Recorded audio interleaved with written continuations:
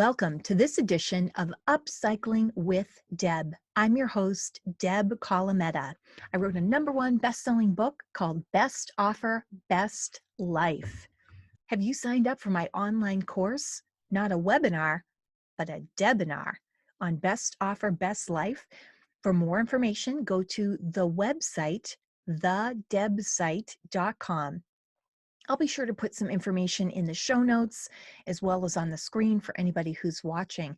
Please remember to subscribe for free to Upcycling with Deb, and you'll get the new episodes automatically downloaded to your device. I'm sharing a great interview with you today. I was recently invited by an NPR affiliate, WICN, and MediaBoss to talk about online yard sales. And we had so much fun. This is kind of a condensed version of one of my live workshops. So I hope that you will enjoy it as much as I enjoyed participating in the interview. Take a listen. Hi, everybody. Welcome to Business Beat. We have a really cool show about a really cool topic with you. And I'm here with Aaron and Deb and David. Yes. So I'm going to actually hand it off to Aaron to actually get the show started today, because I think there's a lot of synergy here with you and Deb. I love Deb. I'm Deb's biggest fan. Today we have Deb Colameta, who is author of Best Offer, Best Life. Tell me about Best Offer, Best Life and how this came to be. Well, the book is something that came about because my husband and we had a journey that I wanted to share with other people. A couple of years ago, our family was growing, and we were looking around our house and realizing that we just pretty much didn't have room for the baby that was on the way. Whoops. So we started looking at real estate and going to different open houses and realizing that we were shocked at the pricing that is in the Boston market, and for maybe 50% more expensive of a house, we would only get like 5% more space. We did not want to go that route. We figured while the market cooled off, hopefully, we could look at our own space and see what we could do to make our own space better and more livable. Because we knew that if we did sell our house, we'd need to purge some things anyway. So we started the purging process and making more space and trying to get rid of some toys and some electronics. And what happened was we yielded this huge pile of stuff that was working, perfect condition items that we just no longer had a use for. And of course, I didn't want to put them in the trash, but I didn't know what to do with it. And I was introduced to the idea of selling some items through online yard sales. And the rest is history. So online yard sales are when you can use Facebook or an app such as Let Go or OfferUp, a free service that you put on your phone. You know, you can use social media to do this. And you basically post a few items that you have that you maybe already own, and then you can sell them, you know, not for usually the retail price, but the point is to get the things out of your space so that you don't feel like you're drowning in your own stuff, which is not a good feeling. It is not, and it sounds similar to the Marie Kondo craze, but it is completely different, and that's what I want to talk about. I mean, she says you just need to get rid of your things so that you can live a more streamlined life. Can you tell us about your philosophy? Because it's different. It is. So I did watch that series and I really enjoyed it, but I do have a different approach because I want to make sure that I am very mindful with what I discard and what we take out of our space. And I also want to make sure that we give it back, that we give it forward to someone else maybe who could use it. You have to get rid of that stigma of, oh, that was used, or, oh, you know, I don't want hand-me-downs. Oh, I love hand-me-downs because most of the time they're hand-me-downs because they're in excellent condition and somebody doesn't want to just put them in a landfill somewhere. I'm trying to break people's idea of what recycled items are. Oftentimes I will give a talk and I'll wear head-to-toe designer clothing, Manolo Blahnik shoes, Michael Kors jumpsuit, anything like that. And I get it all on consignment, things that are recycled, so that I'm not contributing to that fashion footprint of people buying things and just hanging them in their closet and then maybe throwing them away or discarding them, and then they, turn into trash, and that's not what I'm about.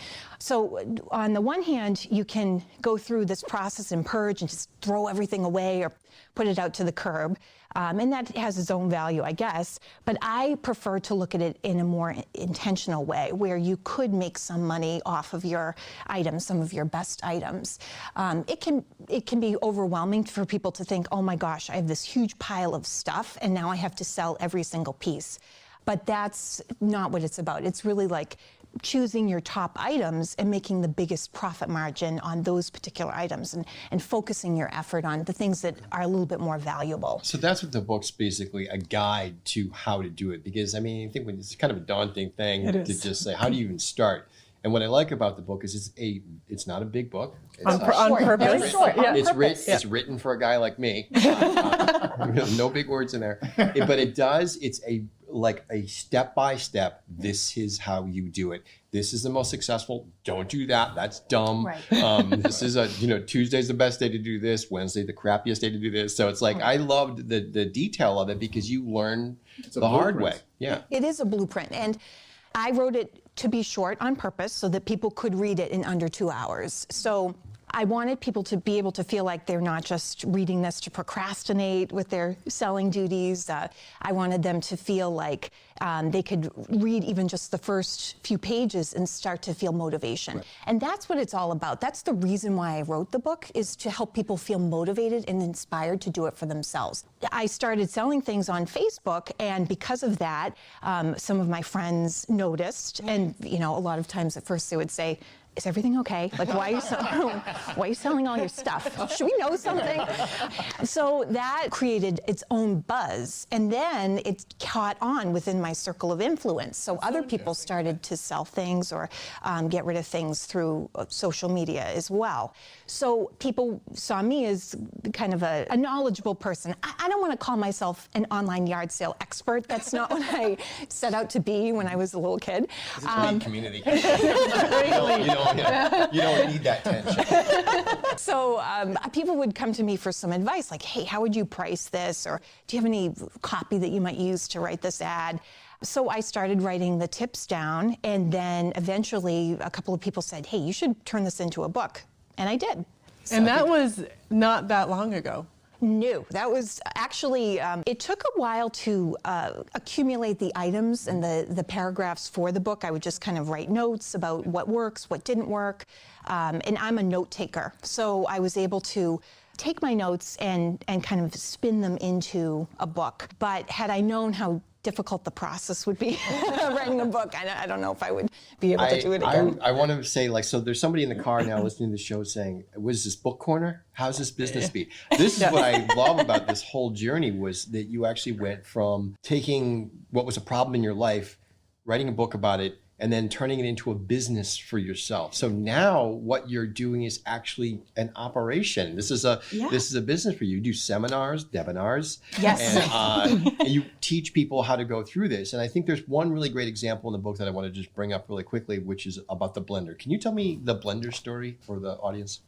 Oh, sure. We had a number of things that we registered for our wedding, like many happy young couples do. And you envision the mansion that you're going to own. The number one way to accumulate trash is a wedding registry. Absolutely, absolutely. We had gotten this incredibly expensive blender, and I almost never used it. I don't know why. I feel like every time I looked at it, it was sitting on the counter, and it was a reminder of something that I spent way too much on. And it was like this negative little nagging feeling. Yet I felt like I had to put it on display because we spent so much money on it, and it would be a shame to hide it in a cabinet. So what I did was I posted it online, and sold it for probably half of what we spent for it. So we made like maybe $200 on it. And then I turned around and bought one on a Black Friday sale that was a fraction of the cost, and I had a profit left over. So it's little things like that. And then now I have more counter space because the blender that I used to replace it was smaller. Additionally, and this is actually my favorite part of the story, is that actually gave you a negative feeling every time you looked at it. Right. And not only did she remove it, now that negative feeling is not there. And I think that when people have accumulated stuff that they're not in love with, they don't really want, you're carrying that baggage with you all day. Sure. Yes. You know, you talk about lifestyle, and I think that's part of why people want to streamline.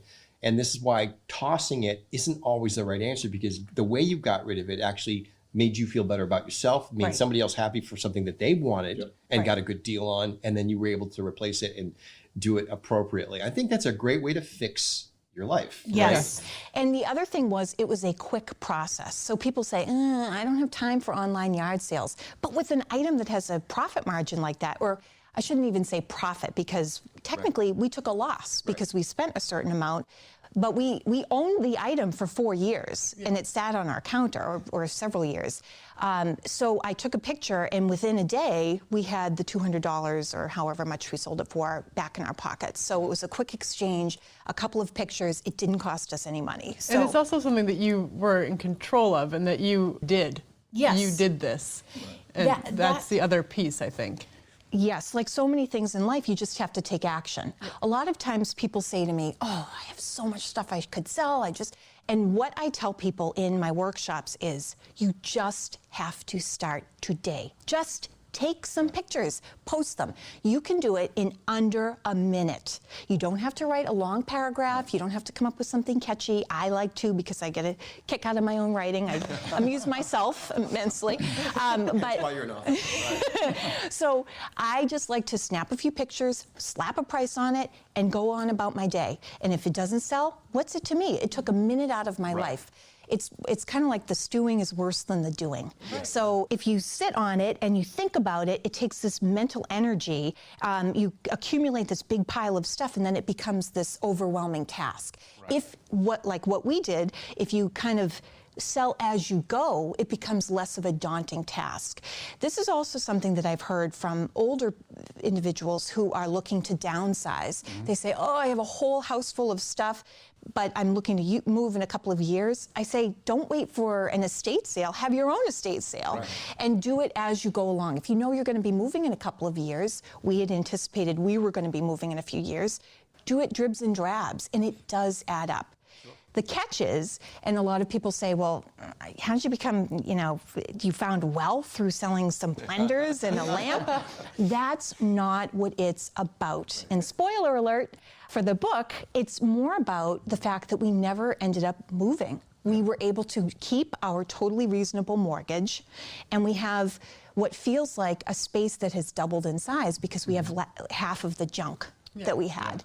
So that is really important to me, to get that message out to people. It's about taking control of your stuff, feeling like you're contributing to some sort of environmentalism because you're not consuming more junk and throwing away more things, but that you're being intentional about it. So it's kind of like an accidental business. I didn't really start this as a way to monetize this whole process, but I was really trying to start from a place that was really pure in wanting to help other people do it too. We felt so good about ourselves, and we have such pride in our home now, just a little house.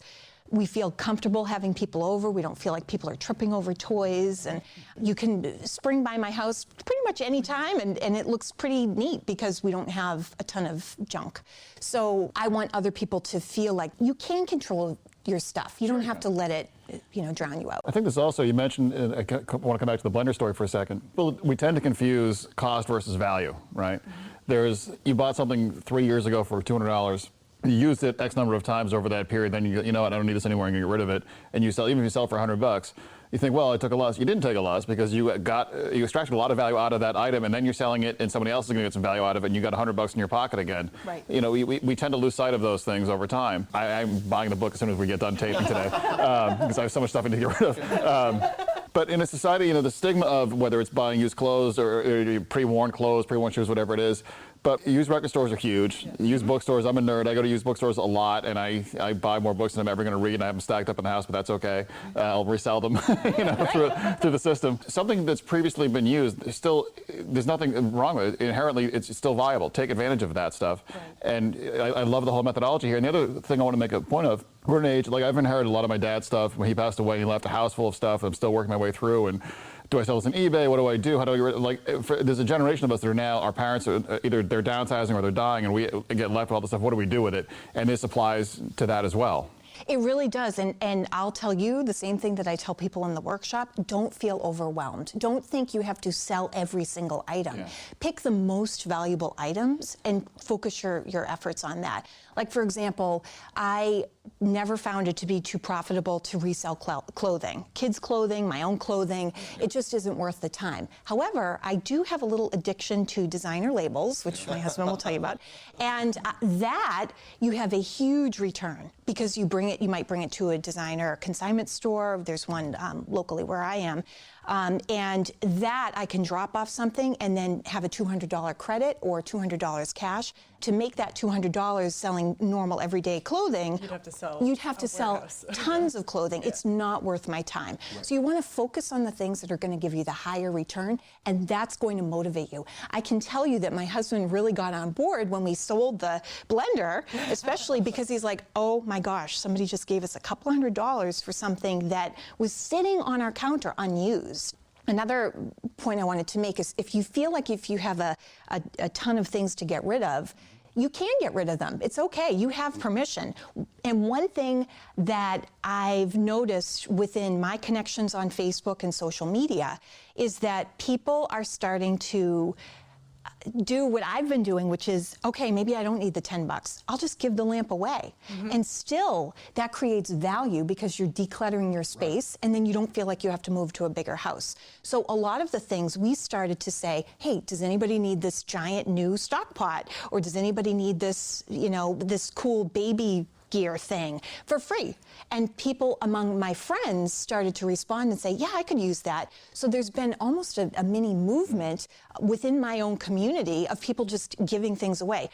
We have a friend of mine actually gave us a bike. She bought it on an online yard sale, I believe, and then I bought it from her, and my son learned to ride this bike. We had gone out and bought him this amazing, incredible bicycle that he couldn't ride because it was way too complicated for him. But this simple bike came into our lives, and then he got on it and immediately rode it. And then I gave it to another friend whose child was having trouble riding a bike, then she passed it on to another. So the same bike has probably 1,000 miles on it, and it went from one person to another, and no new bike was generated.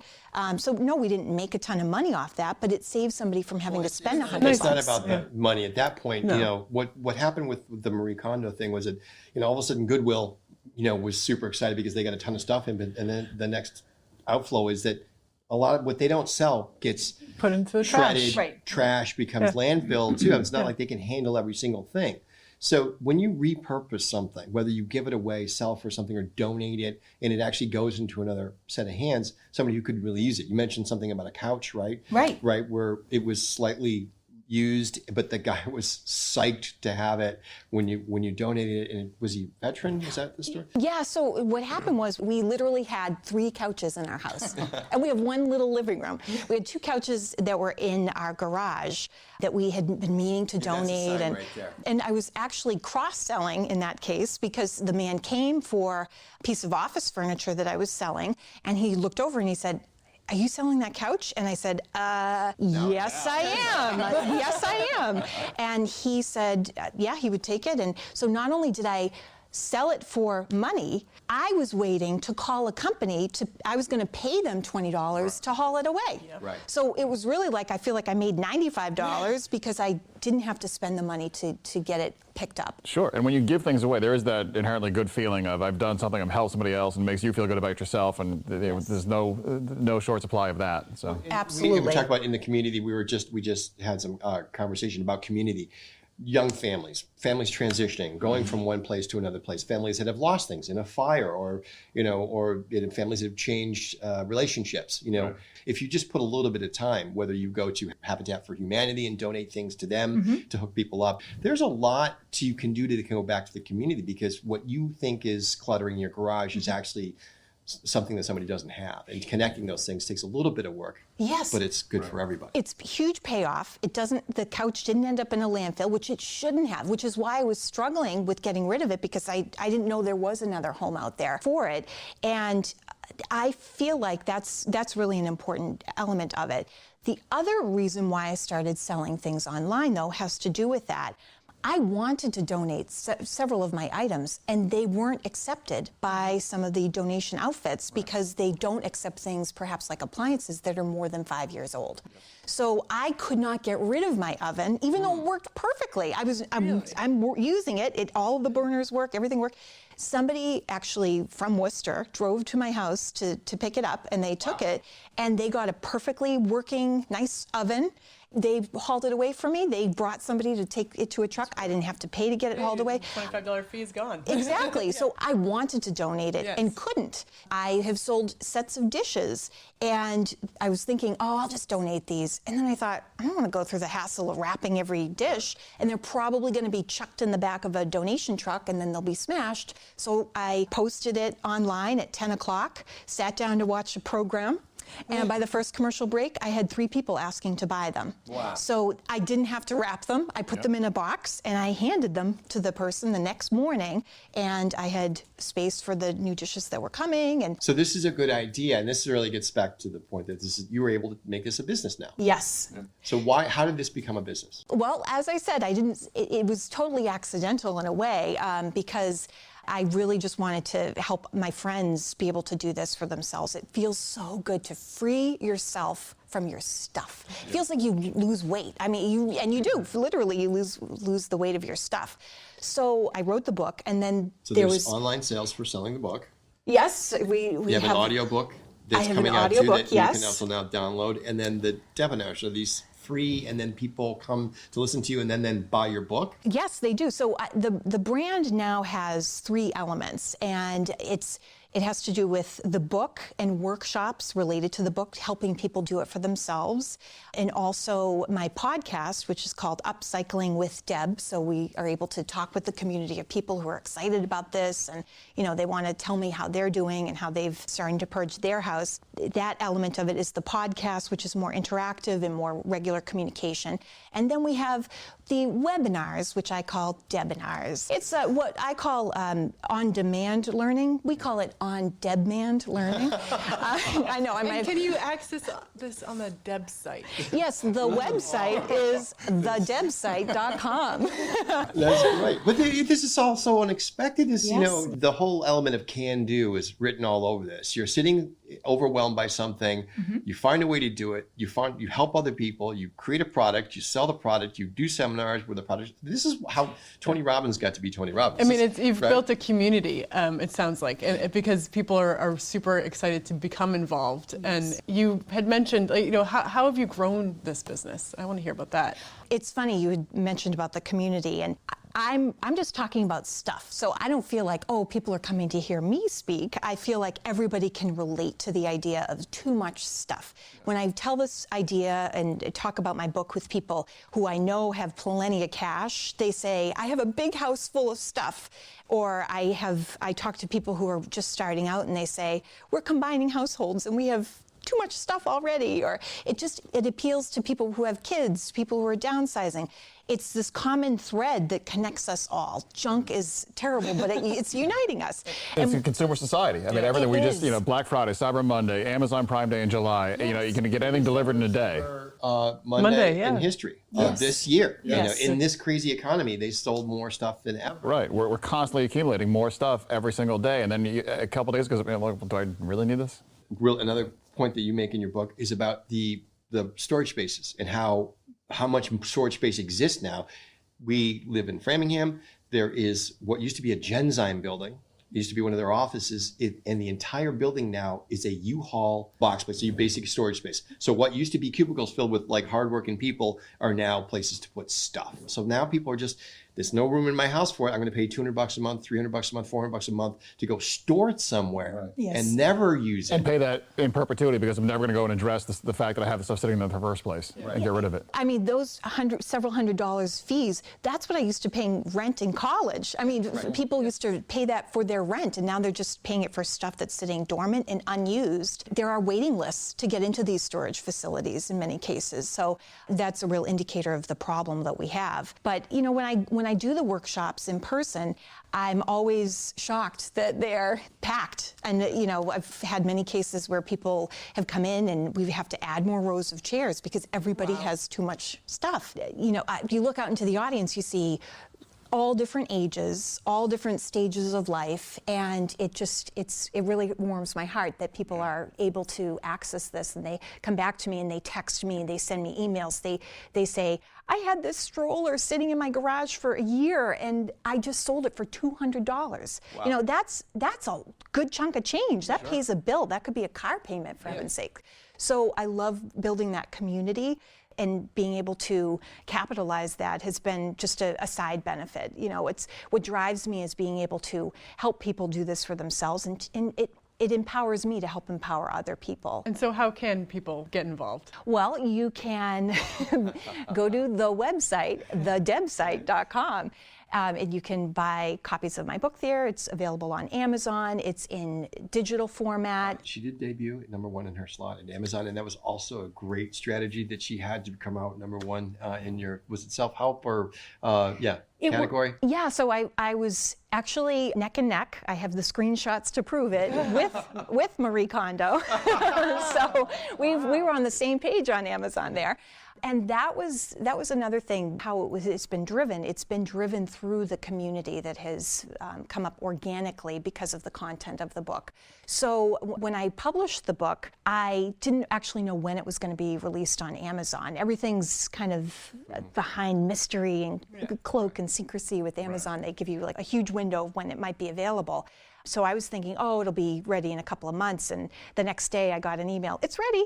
So I pulled together a grassroots campaign among my family, friends, and contacts, asking people to purchase the book and help give it a good debut into the world.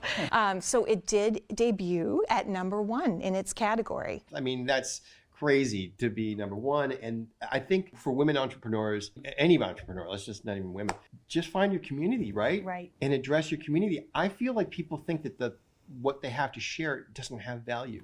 And if anything I've learned is like your thoughts and your organization and your successes do have value to lots of people. And I think that we take ourselves for granted all the time. The difference between you and somebody else is that you said, do it.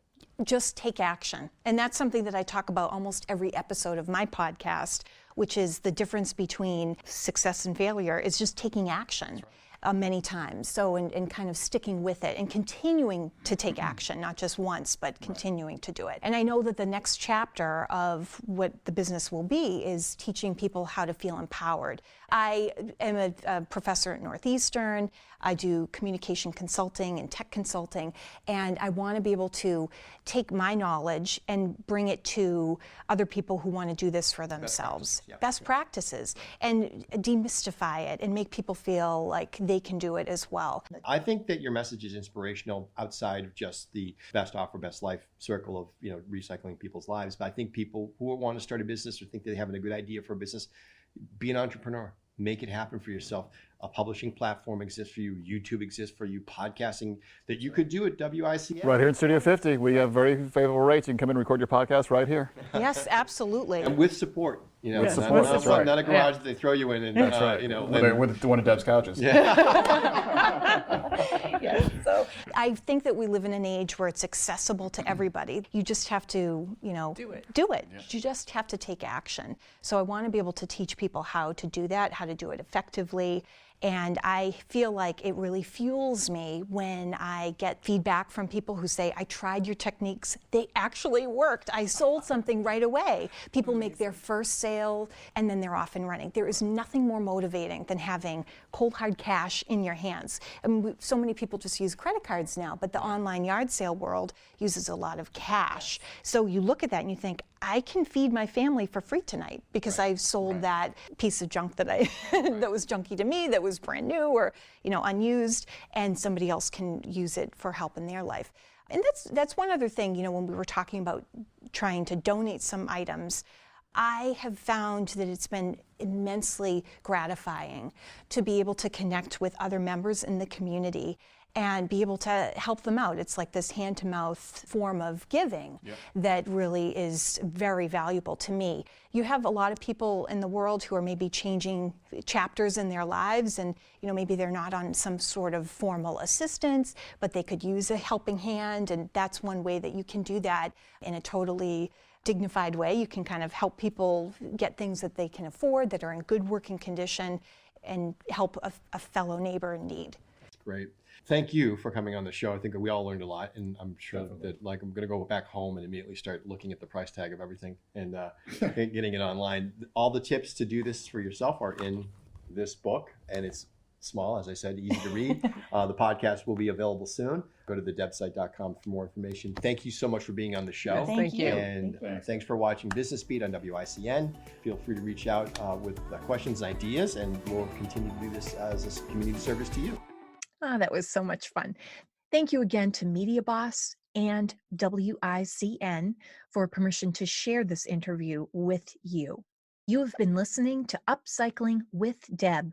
My name is Deb Colameta. Be sure to reach me on Instagram and Twitter at Deb Colameta or on the website, thedebsite.com. Thank you for giving me your most valuable asset, which is your time. Tune in next time to learn more tips, tricks, and hacks on how you can live your best life.